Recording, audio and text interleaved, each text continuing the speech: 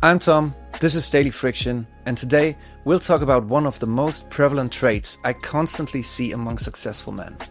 And I believe that if we actively cultivate this trait, we'll benefit tremendously and develop ourselves into better men. So let's talk about curiosity. From what I see in the world, one of the most common denominators among successful people is their insatiable curiosity. What do I mean by that? The quality of being curious manifests in their habits, their social dynamics, and other aspects of their life. A fantastic example of this is that you would always hear successful people talk about their love of reading.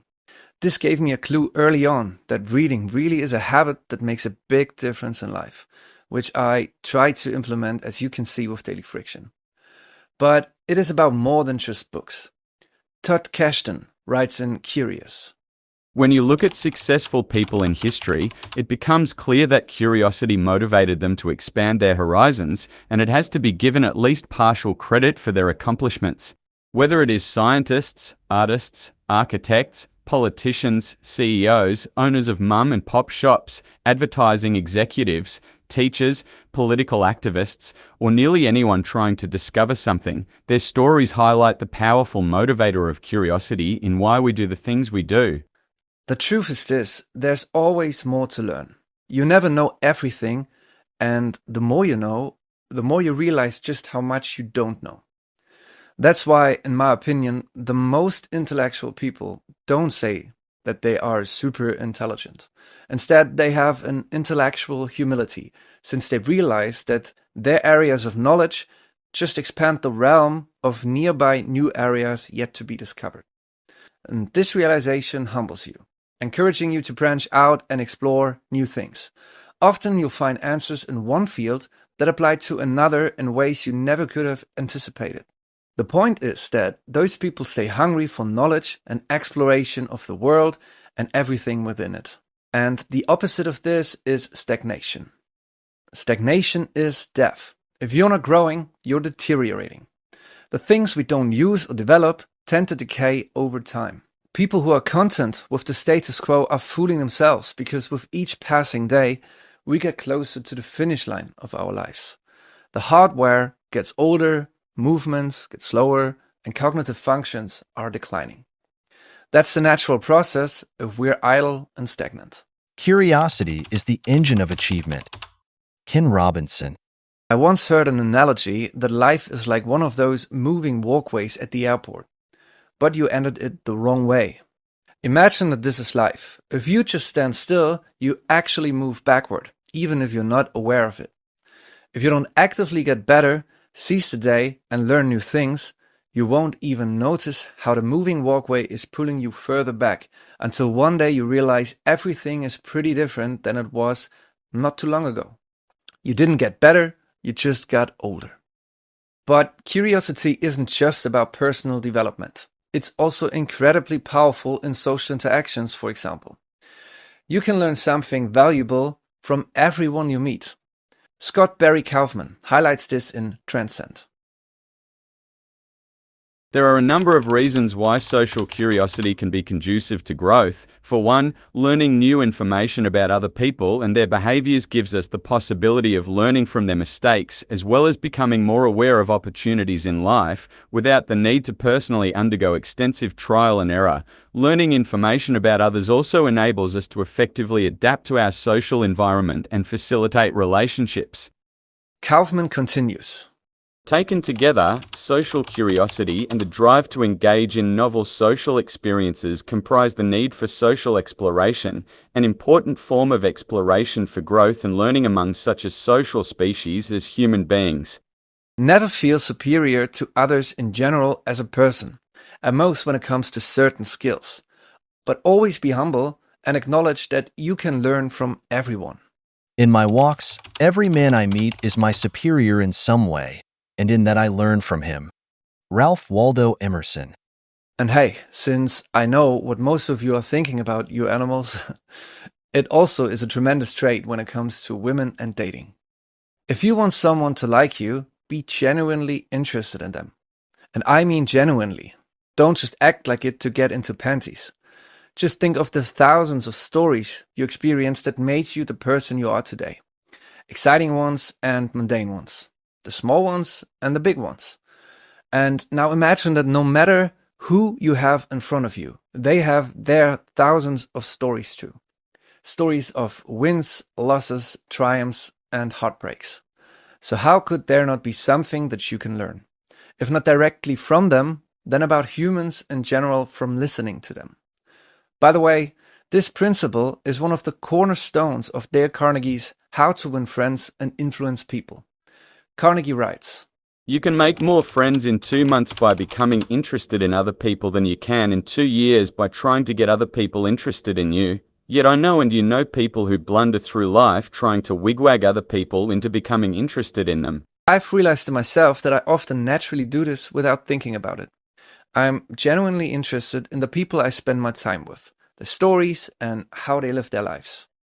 As Dale Carnegie says, often we try to make others interested in us, but it's far more effective to show genuine interest in them if you want to build meaningful connections. Curiosity also plays a huge role when it comes to the content we consume, whether it's books, podcasts, YouTube channels, documentaries, or something else. It's not just about the knowledge you gain, it's about how this content sparks new ideas and shapes the way you think. You never know what will hit you and change your perspective on the world in a positive way. Randy Gage captures this idea in Risky is the New Safe. The most intellectually developed people are also the most curious. A guy named Einstein once said, I have no special talent, I am only passionately curious, and he seemed to be a pretty bright fellow. If you want to grow and develop, you must maintain your childlike curiosity about the world around you, because curiosity drives us to knowledge. I also often heard about this kind of general curiosity from the one and only Joe Rogan, host of the most successful podcast in the world. The recipe for the success of the podcast that became a phenomenon? According to him, it's his curiosity. As he mentioned on the Joe Rogan Experience numerous times, he invites guests solely on the premise of his curiosity and if he would like to find out more about them or their stories. A simple yet evidently very effective way to handle it. But let's go back to Albert Einstein. In his book, Einstein, Walter Isaacson writes about him and his curiosity. That trait is perhaps the best place to begin when sifting through the elements of his genius. There he is, as a young boy sick in bed, trying to figure out why the compass needle points north. Most of us can recall seeing such needles swing into place, but few of us pursue with passion the question of how a magnetic field might work, how fast it might propagate, how it could possibly interact with matter. Einstein himself believed in the purpose of curiosity. Isaacson notes later on in the book, A tenet of Einstein's faith was that nature was not cluttered with extraneous attributes. Thus, there must be a purpose to curiosity. For Einstein, it existed because it created minds that question, which produced an appreciation for the universe that he equated with religious feelings. Curiosity has its own reason for existing. He once explained, one cannot help but be in awe when one contemplates the mysteries of eternity, of life, of the marvelous structure of reality. But it doesn't need to be the solving of physics equations or the deep secrets of the universe that may spark your curiosity. No matter what you are curious about, it will benefit you when it comes to moving you forward in life. If knowledge is power, then curiosity is the muscle. Danielle Laporte. And science backs this up. Different studies show that curiosity positively impacts cognitive performance. For instance, one study concludes, Our results highlight that a hungry mind is a core determinant of individual differences in academic achievement. Curiosity is a trait that has been with us throughout our history. It's a big part of what makes us human, and maybe one of the main ones that made us evolve into who we are today. Everything around you that has ever been invented bears some level of curiosity within it. So how can we harness this powerful trait in our own lives? I would say start by consuming content that sparks your curiosity, what I like to call alive content. This is the kind of material that teaches you things, propels you forward, and helps you grow. Stuff that is useful for you, your life, your future plans, and things that you will keep thinking about a long time to come. And on the other side of this is dead content. Now I know you are burning to find out what Kim Kardashian had for breakfast today, or how many attempts this random guy needs to throw a playing card just in the right angle to make it stuck between a clothing pin. But more than anything else, this is just a big pile of wasted time. So let's avoid dead content that doesn't serve any real purpose. Content that only has the purpose of entertaining, to take our mind off things, and in 30 minutes we will have forgotten about what we just watched. While it probably can't be avoided completely to watch a Netflix show or some silly clips, we should try to limit this dead content consumption as much as possible. Think of it that way. Just as the food you eat will determine how you feel, what you put into your mind will affect how you think. Period. And I'd say let's be open-minded. We can learn something from everyone, even those we disagree with.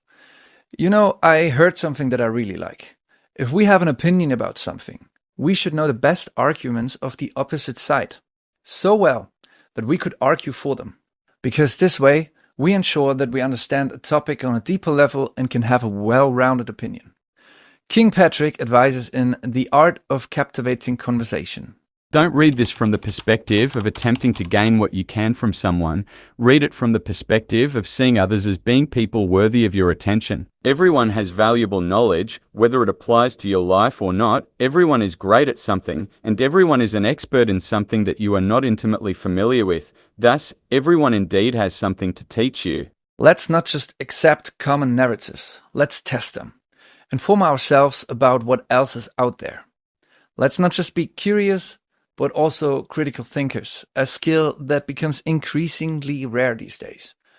Or maybe always was. So, what do you think about curiosity? Do you have anything more to add? What did I miss? Share your thoughts with the community in the comments below. And if you found it useful, please give the video a like for the algorithm and subscribe to the channel for more content like this. See you in the next one, brother.